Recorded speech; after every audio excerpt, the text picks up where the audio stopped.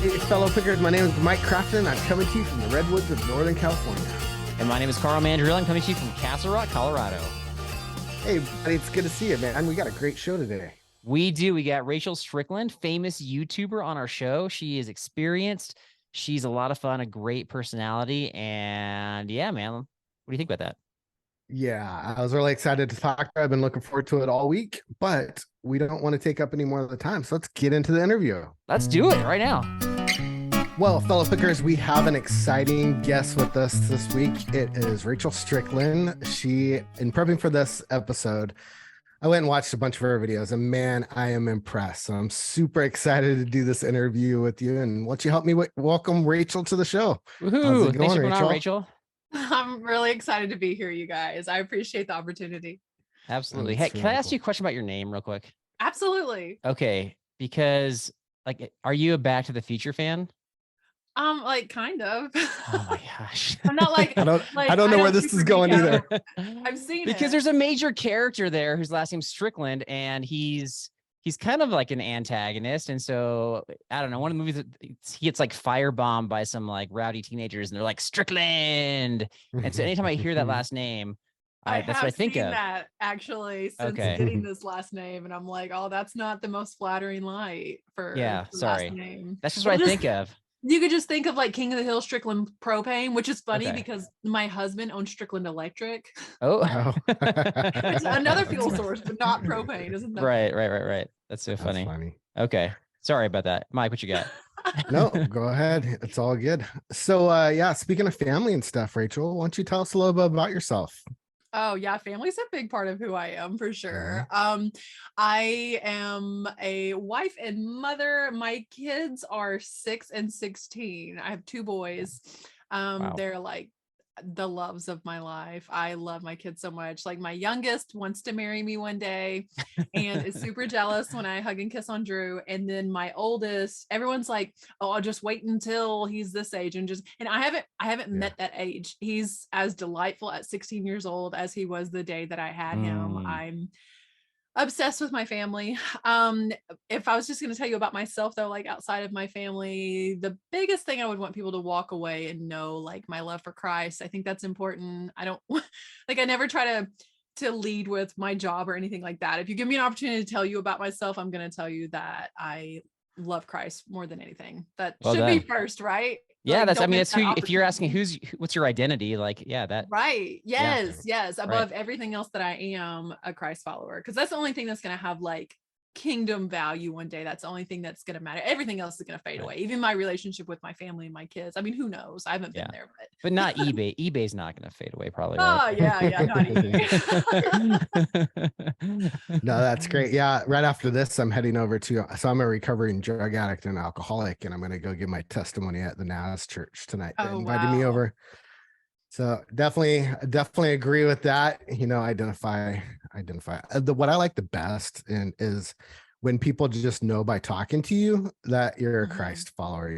They can see that light in you. Or like if you carry the Holy Spirit as you should. I mean, Christ said that it's better that he go and we have the Spirit in us for that reason. Like you should ooze the Spirit out on people. Like that joy should be exuded from you. You know what I mean? Like you're gonna stand next to someone, you're gonna catch like one vibe or another. And I want like good vibes. I want Holy Spirit vibes, right? Right on. Right on. Thanks for sharing that. Yeah. And just real quick though, so for people that are like new fans of you, so where are you from, and what are you all about in terms of the eBay reselling, thrifting, all that? So kind of what's your thing? So I live in the heart of the country. I'm in the Boot Hill of Missouri. My town is like 7,000 people. We have 2 stoplights. It's a very small town. We have 1 thrift store, but there are also very few resellers here. And so I can find something in the thrift store and go back 2 weeks later. It's probably still going to be there. I mean, there's very minimal competition here. And the people that do compete, like they're not picking the same stuff I am. I thrift and resell mainly vintage and designer. A lot of the designer brands around here, they are harder to come by, but I have found like Prada and Givenchy and Louis Vuitton, Gucci, all of those things in our tiny little thrift store in our little farming community. Wow, that's great. And thankfully, a lot of the people don't know what those brands are here. And so when you do find them, they'll be like, I got a Versace hat for $3. I found a Gucci belt for $2. Like they just don't know. It's the same as Coach. They might have the Coach marked up higher because that's like a more common quote unquote designer brand. And but when I'm not like doing the designer stuff, always vintage. I will sell anything vintage. Anything vintage. Okay. Nice. I like that. All right. So you're on eBay, Poshmark. What eBay, Poshmark, and Whatnot. And my oldest son sells on Whatnot with me. So you have to be 18 to have your own profile. So I let him sell on my eBay and on my Whatnot. And I understand, like, I'm paying the taxes in for him. And I mean, I'm in his corner. If he wants to work hard, he can use my shipping supplies. He can use my knowledge and expertise. Like, he doesn't get an allowance. I didn't buy his car for him or anything like that. So again, if he's willing to work hard, he can use my stuff. Yeah, right that's on. Great. That's okay. Teaching him some work ethic too. Yeah, that brings up an interesting topic. So I noticed that you put you tithe your 10% automatically out of eBay with your charitable deductions. I looked into setting that up, and I was a little nervous about that. Could you explain it real quick on wait, how to Mike, set why that up? were you nervous? What was nervous? Why? I was afraid I was going to push the wrong button. So full transparency, I'm a new eBay seller. I've made all the mistakes that I've made already, and I don't want to make any more. So I'm learning from the pros on what to do. So that was one question I had for you. Yeah, that's funny. I'm glad that you mentioned that, because I was actually approached recently about making a video about the charitable contribution. So I'm going to put something together for that purpose. And then also from the point of view of someone wanting to set up their charity to be on there. So not every charity obviously on eBay is like giving in Christ's name. So it's important, obviously, if you're tithing, if your purpose of this is tithing, find a charitable organization that is, in the name of Christ. Like the Tim Tebow Foundation is on there. I give through Samaritan's Purse because I know that all the good they're doing is, again, in Christ's name. So 10% of every single sale goes to them. And in addition to that, you also get a break on your fees. And so eBay doesn't charge you on that 10%. Like, if $5 of it goes to Samaritan's Purse, I don't get charged fees on that $10 or $5. So, I mean, that's kind of nice also. And then you get the, what does it say? Like promotes charity, or it says something about charity on your listing. And you don't know how many times I've gotten messages from people who will say, well, I was going to make you an offer, but since this goes to charity, and it clearly says it's only 10%. Oh, benefits charity. That's what it says. Right. And they're like, oh, I just went ahead and bought it at full price. And I'm like, wow. I mean, give to Caesar what is Caesar's, give to God what is God's. Right. Right. Exactly. So Goodwill is not one of the charities you would give to, is what you're saying. No, it's not. No. And that's what I love about like our small town. Our one and only thrift store is the Gospel Mission. Okay. So what they do, again, is in Christ's name, and they have the mission of that place is actually to feed hungry people in our county, and the money that they make in the thrift store pays for the food. Right. Wow. Okay. Right. You're dialed in. You got everything lined up, streamlined, so that the money's kind of being funneled in the right spot. And yeah, I mean, we taught children's church for over a decade. And I wanted the kids to understand tithing from a young age. And the way I would explain it to them is like, if I give you a candy bar and I was like, okay, there's 10 pieces on this candy bar, I'm going to give you unlimited candy. You'll have all the candy you ever need. I promise. You can test me on this because it's the only place the Bible says to test me. You can test me on this, but what you have to do is break off one piece of that and give it back to me. Like, how stingy and selfish would you have to be to not give 1/10 of what I gave you if I'm telling you to test me and see if I don't give you so much you can't contain it. Right. And like, so little kids can wrap their heads around that, but as adults we get so stingy. And I'm like, we want the candy. Yes. I'm like, God, you take as much of it as you need. I've seen him provide in such supernatural ways for our family. Like, he's faithful. Okay. Exactly. Wow. And as adults, the candy has become money. So we're in, times are tight and we're holding on to that, aren't we? It's a little harder. We try to hoard. Yeah. That's a great. Do you have any advice for Mike about pressing the right buttons on eBay? It sounds like that's the big challenge. Right? I thought you were going to say about tithing my 10%. What are you talking about? Well, the first time that you do it, you also need to look up the charity, because I list everything on my phone, and when you scroll down to the very bottom and you click on that you want to like promote a charity, it will give you a list of like 5, and it's going to be whatever's trending right now. Like if there was recently a natural disaster, it's going to be something that goes towards that, or if there's like a movement in some. And it may be a movement you don't even agree with. It'll automatically set up that, unless there's this little area that you say search for charity or choose charity. And that's when you get into like their full database of everything that's available. Because I've got a hat, it actually ends tomorrow. And the people that wanted it auctioned, we wanted it to go to the Tim Tebow Foundation. And then I was like, oh, wow, I never even decided whether or not they're on eBay. And thankfully they were. Yeah, right. good. Gotcha. Cool. Gotcha. Okay. Well, speaking about eBay, so one of the prep videos that I watched was your 50 listings a day challenge, which was fascinating. And that seemed extremely hard to accomplish. But a few things that I noticed in your video, you have an extremely clean workspace. Some of the tips that you give are to have a clean workspace. And then the other one that caught me off guard, that, and I don't do this too much, I don't sell these too much, but it's, you put the tape measurement on your clothes when you take your pictures. That's fascinating. What other kind of tips would you have for us on that? I somehow draft and list things backwards from everybody else. And it's funny because I never watched someone's video about how to list. And so like, I definitely encourage people to do what works for them, but somehow mine are backwards from what is normal. I didn't know this was abnormal until I started watching people's videos. So like if I have a bag of clothes here that needs to be listed, what I would do is go through and draft every single one of those. And then I would take all the pictures and plug the pictures in as I'm taking the pictures. And I feel like most people do the opposite. They take pictures of the clothes and put them away, and then they draft and list them. And to me, that's like so many extra steps because they're taking notes about what size it is and what brand it is. And like, if you just draft it in the first place, and then while I'm taking pictures, if I notice there's a hole or a stain or anything, I'm pulling that listing up anyway. I can plug in that additional info. And the tape measure is for the same reason. Like I don't have to plug into any of my listings.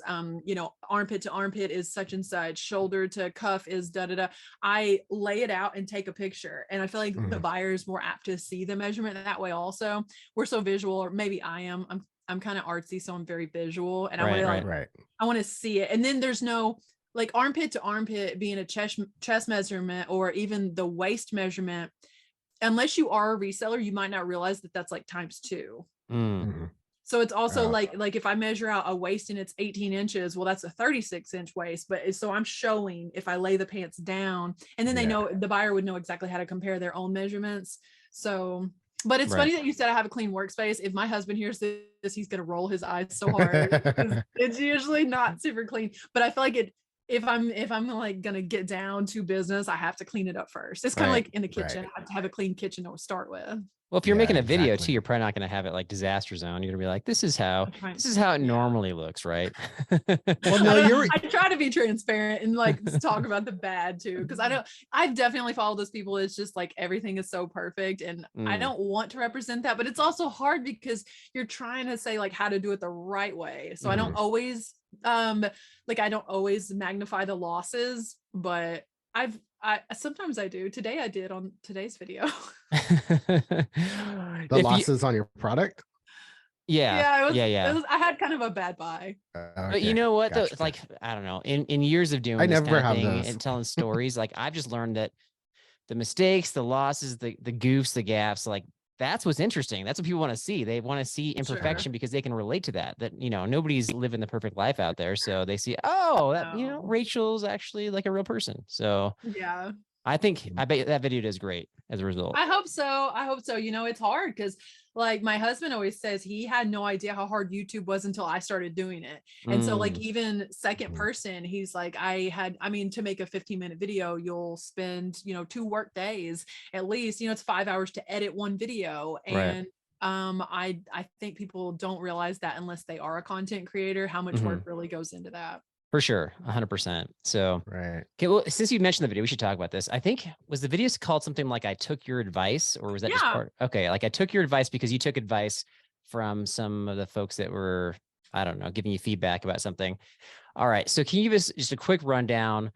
You made a purchase that it looked like you were kind of like cautiously optimistic about, and then it didn't go so well. So what was the purchase? Like what's the quick story here? So guys, I approached the person that bought the movie theater. You know, if you have anything that's up there after you bought the place, you want to sell it, because I know there's vintage stuff. The place is almost 50 years old. Well, he messaged back the next day. I have all these movie posters. Yes, score. This is what I always wanted. Especially that'll get my foot in the door that I can buy other things, because he's gonna find an old projector. He's gonna find like some cool 35mm reel tapes and stuff. So I go up there, it's like 1,000 at least movie posters. Wow. I said $50. He said $150. We say $125. I do not want 1,000 movie posters, but I want my foot in the door. And there's got to be something good in there, right? Yeah, 100%. There's got to be some horror movies or some superhero that's good. Like there's gonna be one banger that I make $500 on. Right. I buy these things. 2 carloads later, I just live in a basic ranch style house. Can you imagine how they took over? Right. You got to hang them up everywhere, right? They were not hanging. My kids picked out a bunch, but we're not finding any bangers, right? And I'm like, what is wrong here? I go back for the second lot, and the guy that works next door says, yeah, the fella that used to own this place sold all the good ones on eBay. Oh. So there's one silver lining. There's these 2 boxes that are there that have been there during the new ownership. And so they haven't been gone through. Well, the guy that sells me the posters won't acknowledge those 2 boxes. I ask about him, and he's like, no, you got everything. And I'm like, no, there's still other boxes, and there's even empty poster boxes. And he's like, no, I think that's it. And just totally would not let me leave with everything that I bought. Right. And oh no. So it was a loss. And so for 2.5 weeks, I've tried to get rid of these, and I've tried everything. And people are super kind to in the comments be like, you should have donated them. You should have sold them at, cost. And I tried. Guys, I even called up the only other reseller I know in my town and asked him if he wanted them for free. He didn't even want them. So I did the only thing I could. I reached out on Instagram asking people, what would you do with a bad buy? I got some really great feedback. That's why the video is called I Took Your Advice. And one of the things that they told me to do was set those things on fire. Right. And so I did. That's so amazing. So it was amazing. Therapeutic. Yeah. But wait a second though. So you bought the lot of whatever, all the boxes, and then you knew that there was more there, and you said he wouldn't acknowledge them. Right. I feel like that's justification for just like going back there and breaking in and just grabbing it. And any temptation to do that?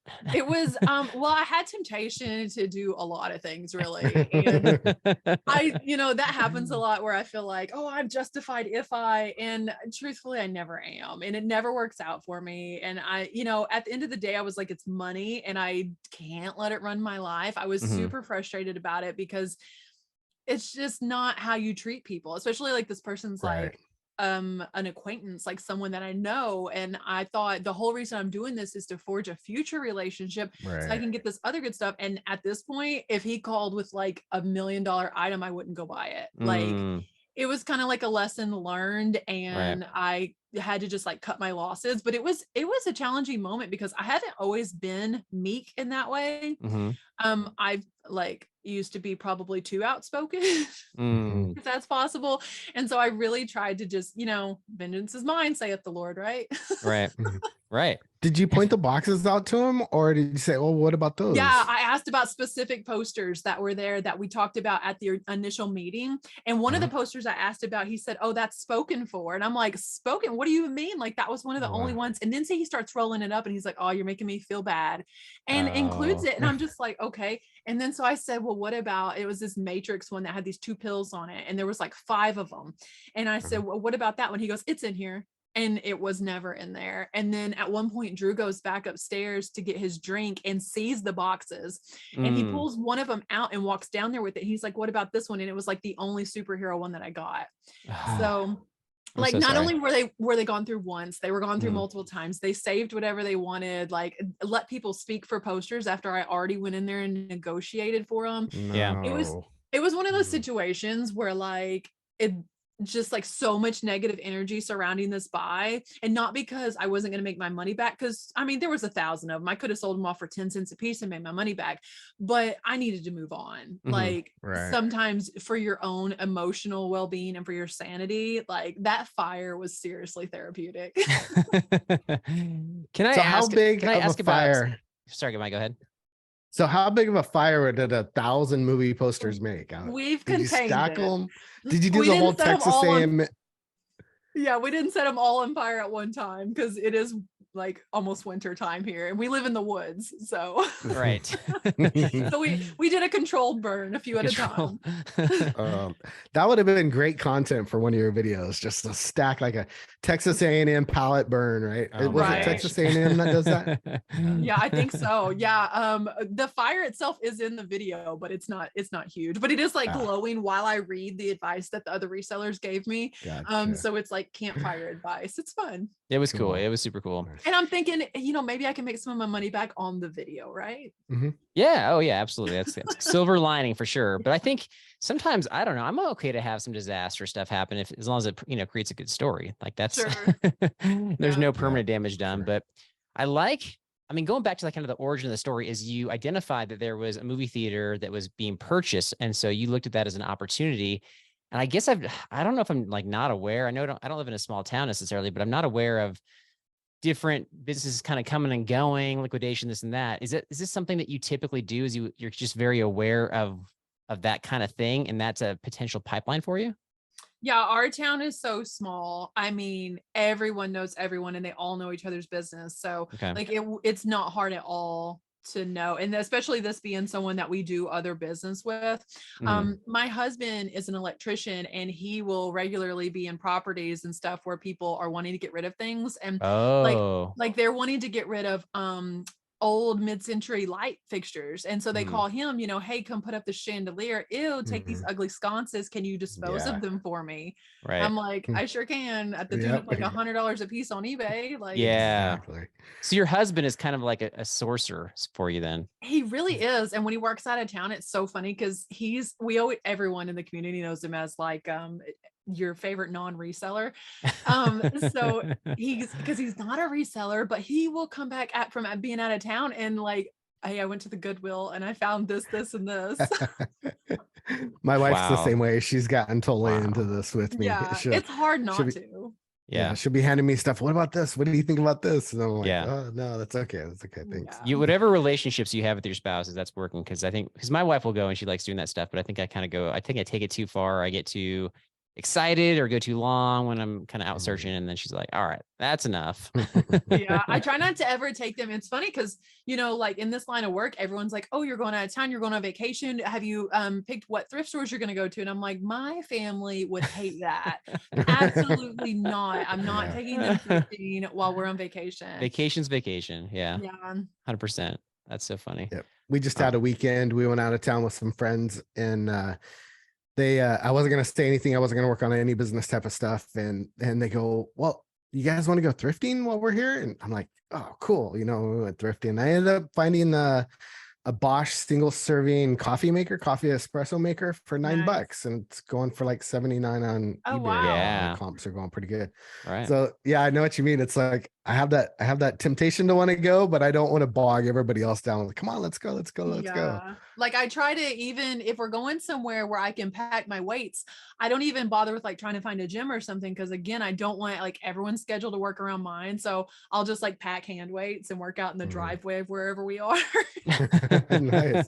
That's what Carl does too during the wintertime. Snowy Colorado. I used to work out in the garage. It had the weights in the garage, and I'm like watching the kids kind of ride around on their scooters and stuff. And then there's always like across the street neighbor would always come out. Like anytime I'm like, they were always staying in their house, but if I started working out, they came outside, and then it felt really awkward. So I stopped doing that. Yeah, that's fun. Anyway. Well, he wears those 1980s, bright colors and stuff. I try like to. That. He works out too. It's a lot of leg warmers. Yeah. Totally embarrassing. All right, Mike, what you got? I just wanted to share something with you. When I was watching your 50 listing trips, or your 50 listing listings a day challenge. Oh my gosh. Yeah. I saw this guy sitting on your floor. Yeah. I wanted to ask you about it. It was kind of cool. I picked him up not too long ago. Just to interrupt real quick for people that are listening, it's a JFK album. Is that what that is?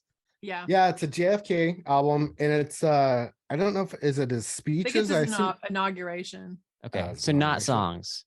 He's not. Yeah, no, Marilyn's not on there either. Marilyn, right? Exactly. I know the video was about a year ago, but do you remember having that thing? Do you remember listening? Yeah, to it? I still have it. Oh, you do? It's still don't up. worry, I didn't go sell that for $1 million. You're not retiring off that one, okay, buddy?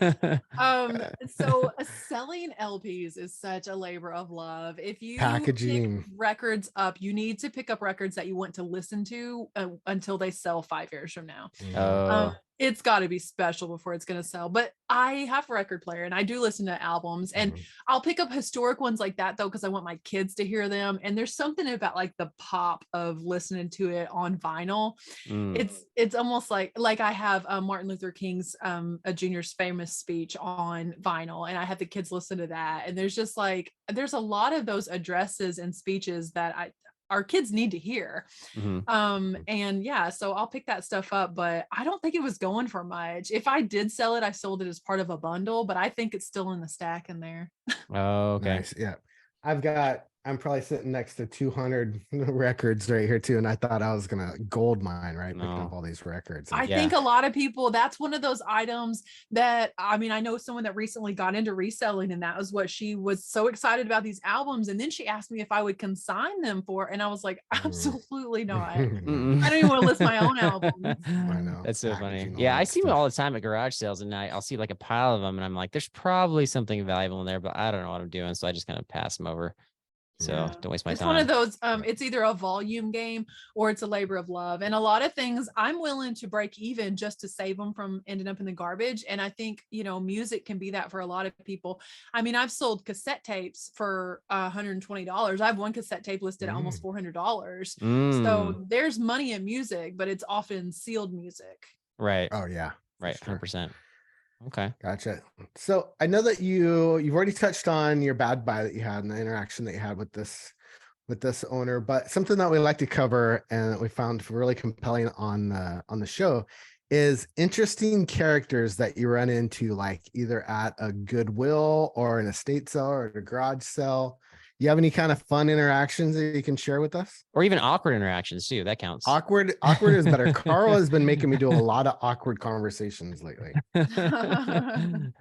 I'm probably am that awkward interaction. No, you're not. Oh, no. Like I'm really a people person. I believed this lie that I was introverted for a long time, and now that I figured out that that's not true, I'll talk to anybody and make friends with everyone. And so sometimes I get people that are kind of like, why are you talking to me?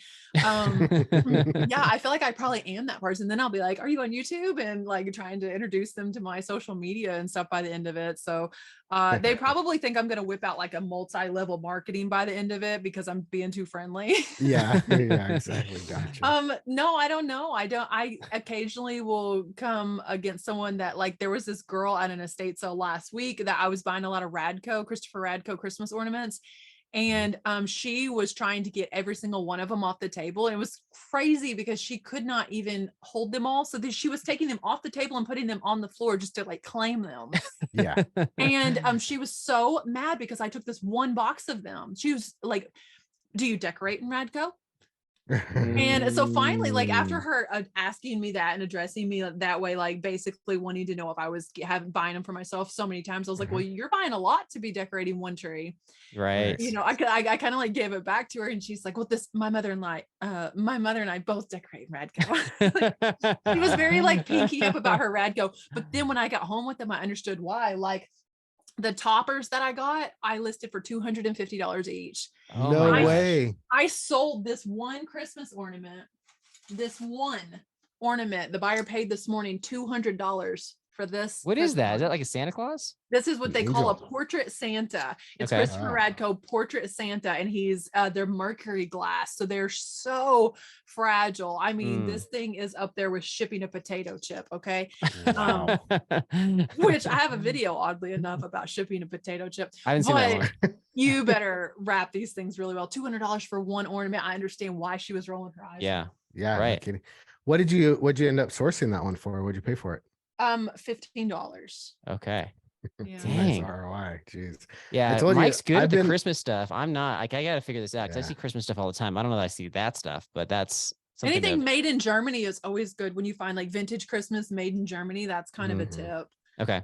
Gotcha. I heard Mr. Christmas is good to look out for. Mr. Christmas now Radco. And a lot of Department 56, but there's going to be some pieces that aren't as desirable as others. So don't break the bank on Department 56, but it can be good. Okay. But those Radco, like I have a friend, I buy CHIT on Instagram and on YouTube, and he actually saw the estate sale I was going to. I sent him pictures and he's like, go get those Radco. And when I looked them up, guys, in the last 90 days, 11,000 ornaments have sold. Oh, so really? Yes. If you think about the last 90 days, we're going all the way back into like September, the tail end of September. So people buying 11,000 of them, and it's not even a solid Q4 yet. Yeah. Pick those up every single time. Maybe that's why Home Depot starts putting their stuff out like way too early. I don't know. That's crazy. I sold a Halloween bucket a couple days ago too, though. So like certain holidays, there's fanatics that'll buy all year round. Gotcha. I've heard that Halloween is bigger than Christmas on eBay. Especially if you have vintage Halloween, like it's insane. The bucket like that pumpkins? I sold, it was like a plastic Halloween bucket from the 90s, like so from like my childhood, and I sold it for like $15 plus shipping. You can pick them up for a quarter. The key is though, like look on the bottom and make sure it says Made in America. Anything that says Made in America, I'll pick it up. Okay. Wow. All right. These are you're kind of go ahead, Mike. I'm kind of in the same mindset that you're in though. I'll make a profit of $5 on everything all day long. You know what I mean? It's just, I have the cutoff. If we did the math, and at $4.50, that's me making $20 an hour, with my time and all that stuff. Yeah, exactly. So I don't mind selling stuff for $5 if I can pick it up for, $1 or $2 and sell it for $10 and turn it around. Yeah. But good deal. I'm all for that. All that Christmas stuff. Yeah. I'm trying to get Carl into it, but he's like, no, there's no money. It's too late. I see that stuff in the summertime. That's when people are trying to get rid of it. So I haven't. Definitely pick it up then and list it then. Yeah. Don't like sleep on your seasonal items and be like, oh, I'm going to wait and list those, because think about it. If the majority is waiting to list them, you have the market in July. Right. You have fewer buyers too. I don't know if it kind of equates evenly there, but typically my July and August are just busy with doing other stuff. So I usually am listing like late August through January is kind of my peak season for listing. And then I usually run out of stuff by then. So getting ideas from you and from other people are trying to kind of increase the inventory is helpful for sure. Perfect. What you got for her, Carl? I'm almost out of questions. You're almost out of questions. Okay. We hit on the one that I wanted to hit on for sure. As far as her most recent video, I think in telling your story you answered all the questions that I have, but let's go ahead. That leads right into the next part that I was going to talk about, if you're good. So when I was watching your video about going into Walmart and seeing the homeless person outside, and you bought the chicken and the potatoes for him. And man, I tell you what, I've had a great walk with Christ, and I love my life. I love my wife. I love everything about it. I'm still walking a solid path, but I realized that when I got married, I kind of had to split my time with my wife and God, right? And it was a real grieving process, because I really enjoyed. I would spend 1 to 2 hours at night when I was getting ready to go to sleep, just praying and thanking him for my day and just having a great time with them. And when I got married, obviously I was enamored with my wife. All my focus was like, it just kind of trailed away. And I've always kind of mourned losing that. And I've done different things, like spend more time on devotions, spend more time in prayer and meditation, just praying, come back into my heart, really come back to my heart. But it never really matured the same way that it used to, until I was watching your video and you were talking about that stuff, and I was prepping for this, and it was just the same thing that you were feeling and that you were going through. We have a lot of homeless in our city, and I like to go and I'll grab a hamburger at In-N-Out, and I'll just sit in the parking lot, enjoy the sunshine and everybody walking by. But the problem is it's right by a homeless encampment. And so we always have panhandlers all over the place. And I watch them panhandle, they get money and they'll run back into the woods, which I assume that they're going to be buying drugs with them. And so it's made me a little jaded about people coming up to me and asking me for change and stuff like that. But I was in there the other day and I saw this cute little girl. She's got this little dog. They're playing out in this little courtyard area, and the homeless guy had his dog, and they walked by, and I was like on edge. I was like, oh, don't mess with the girl, and he wasn't. He was very friendly to her. And then I went inside, and her dad was facing her outside, so she wasn't out there by herself. But when he got up and walked out, they walked right past the homeless guy, and they stopped and started chatting with him and made an interaction with them. And it made me realize how much that I have just been blocking them out and not seeing them as people. I've just become jaded that they're out there causing trouble and stuff like that. And it really hurt my heart that I felt that way, And then that night I came home and I was prepping with some of your videos, and I watched your video, and I tell you what, I got in the shower and I cried for, I don't know, first 5 or 10 minutes. It was just, it just touched me so much. And I'm so grateful that God works in my life like this, that put you in my path right at this time that I really needed that. I really needed to see that. And I really needed to experience that. And it's really helped get the Holy Spirit back in my heart. And I'm getting back to those times again where I'd spend a lot of time with God and listening to him. And I just can't tell you how thankful. And I've been so excited to have this conversation with you all week long. I love that. No, that means a lot, because there's been a lot of times where I will put out the video that God tells me to put out. And I remember the day I was driving around, that video was like last December, I think. And I remember driving around and God was just like, go home and tell this story. And I walked in and I walked down to the basement and I set up the camera and I pushed record and I just started talking, because I didn't want a moment of the enemy to enter my mind and talk me out of this. And there's so many times when people will tell me, like, basically, shut up about the gospel. That's not going to be good for your channel. And that is not true. I've had one person in almost 12,000 subscribers that has ever said anything negative about me sharing the gospel. Over and abundantly, it's people that have the same testimony as you just had. Like, God used your story to teach me something, or God is encouraging me through you. And like, we can't allow ourselves to be jaded. And if I let those voices come in, that's what would happen. Like, God gives you discernment. I think that's what the whole book of John 3 is like, that at the time people were acting as if they were apostles, and they would go into different communities and they would kind of panhandle and say they were working in the name of Christ, but they weren't. And God tells you, like, he outlines there that you will have discernment come over you. And so, like, I try to, if I feel like God told me to do something, like, I don't want to stand in front of him one day and he'd be like, why did I tell you to do this and you didn't exactly?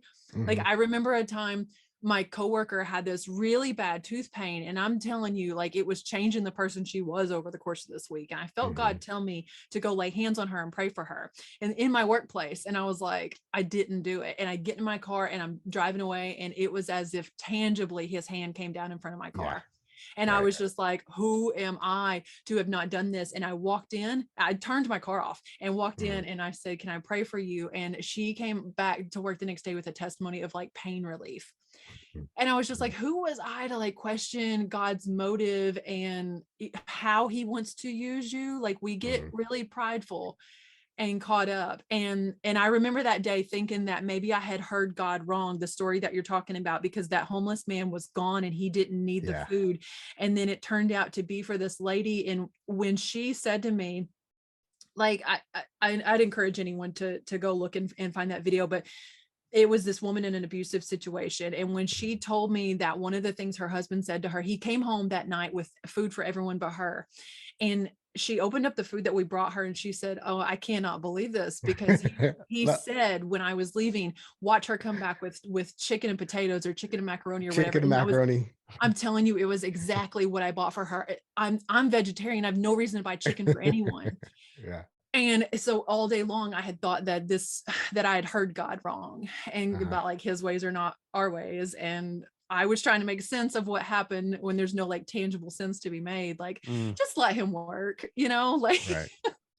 Well, even in those type of situations too, you taking the extra time to go buy that food could have been 5 minutes. And that could have been the 5 minutes between a major car accident or, something Yeah. else really bad happening that you would never know why he'd intervene in there for you. But I try to remember that when stuff goes wrong, I'm like, well, we had to go back to the house and turn around. And I'm like, maybe God has us exactly where he wants us. Exactly. Right. Wow. Cool. Well, I've Good been deal. so happy to talk with you, and I encourage all you guys, if you haven't checked out Rachel yet, go and look at our videos. What's your YouTube channel? It's Rachel Strickland. I'm easy to find. So she's got a ton of eBay tips and tricks. And then she said, we're talking about, she's got motivational videos on her playlist. I haven't had the time to go all through them, but I tell you what, I'm going to watch every single one of your videos. I appreciate it. I love them. Yeah. Where else can they find you on social media? So on Instagram, I'm reseller Rachel Strickland. And just because Rachel Strickland was taken. So, and then, I'm just on YouTube and Instagram, really. I don't TikTok or Facebook or anything like that. I don't know if I fit in there. Maybe someday I will, but for right now, I don't know that I do. But you're doing great with where you are, for sure. So keep it up. I enjoy YouTube a lot. I really do. And I meet so many people that I wouldn't have even met otherwise. Right. Exactly. Right. Good deal. All right. Well, hey, Rachel, we really appreciate you having you on the show, and thanks so much for coming. I appreciate you guys inviting me on here, and God bless you guys. Have a great Thanksgiving. This will probably air after that, so you can take that out if you want. But you guys have a good Thanksgiving. Thanks. You too. Man, I got so much out of talking to her. I was really excited to talk to her in the first place. But geez, just the inspiration that she drives. The quick tips on eBay, like I told you, Christmas items, they sell, man. You got to start looking out for those things. Is that your big takeaway? See, I told you, Carl, buy more Christmas stuff? I told you. So that's my takeaway from it. Exactly. Okay. That's a good takeaway. I mean, I obviously learned, and I'm like mentally noting, okay, I got to look out for those things. I probably passed up on a bunch of that stuff. So I'll do better, but it's not going to be until summertime. That's when I see that stuff. But so my favorite What do you think about her? Go ahead. What do you think about her story in the movie theater, man? How would you handle that kind of an awkward situation? So I know you haven't seen that video yet. I just watched it today, literally. Yeah. So I think she handled it well, because I mean, the whole point, I don't know that she hit on this, was that once but how would you handle it? How would I have handled it? Similarly, I don't know if I'd burn the stuff, but similarly, because if I make a bad purchase, especially if I've spent a chunk of change on something and it's just staring me in the face, at some point, you just got to move on from it. You got to say, you know what, this is not worth my time. This is making me upset. I'm seeing this. And for her, a lot of that stuff was taking a lot of space. And so I just find a place to donate it. She tried that and she was not very successful. I typically will just drop it off at whatever Goodwill or something like that. Just get it out. Let's move on. I failed there. I'm not failing all the time. So I'm making up for any mistakes. And so I think similar. How would you handle it? Yeah, I kind of want to handle it similar. I think I would have been more aggressive with the guy. Like, look, I know those posters were there. We made a deal, honoring a deal. Right. You know what I mean? Yeah. I see. So you're asking more about the negotiation side of things. Just how I'd handle the personal aspect of it, for sure. Right. No, that's a good question. Yeah. Yeah. It depends on the kind of rapport you have with them. I don't know. I didn't quite fully understand the full picture of the story, because it sounds like her son went upstairs and found more. And so the stuff was there. And then it seems like that'd be an easy segue with like, wait a second, where did that stuff come from? Where's all that stuff? And so it sounds like she had a conversation about some, side gear that he was like, I'm saving that for somebody else. And so she didn't push back maybe as much as you would have. Is that correct?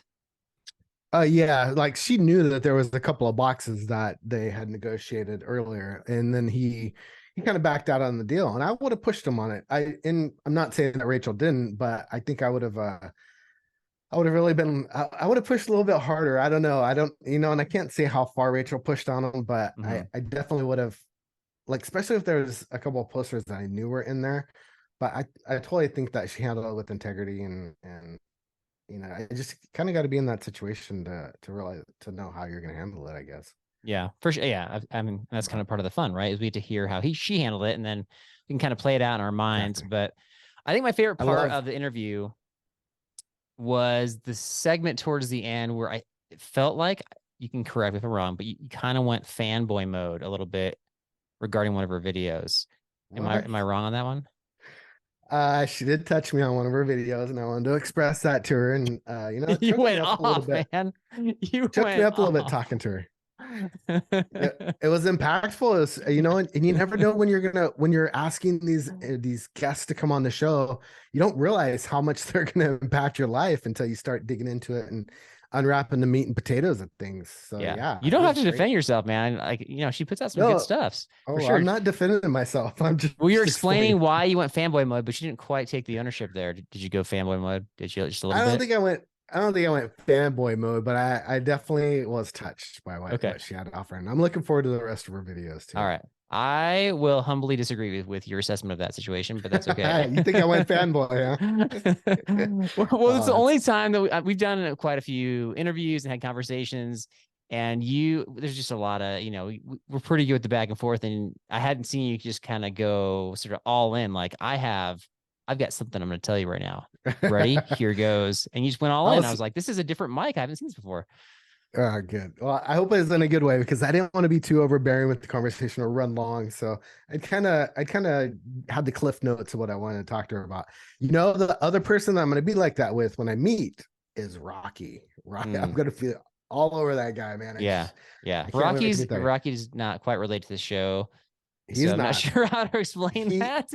He is a friend of Carl's that I've just been dying to meet in in our backpacking world, and I just can't wait to meet the guy. Sometimes there's just people that you can't wait to meet that you're really excited to meet, right? For sure. I wouldn't call it a fanboy thing though, Carl. Okay, yeah. Well, we don't have to, you know, label it or whatever. We can get reactions from folks out there. So what does everybody else think? How did that, you know what I'm talking about, when Mike kind of dug in a little bit there?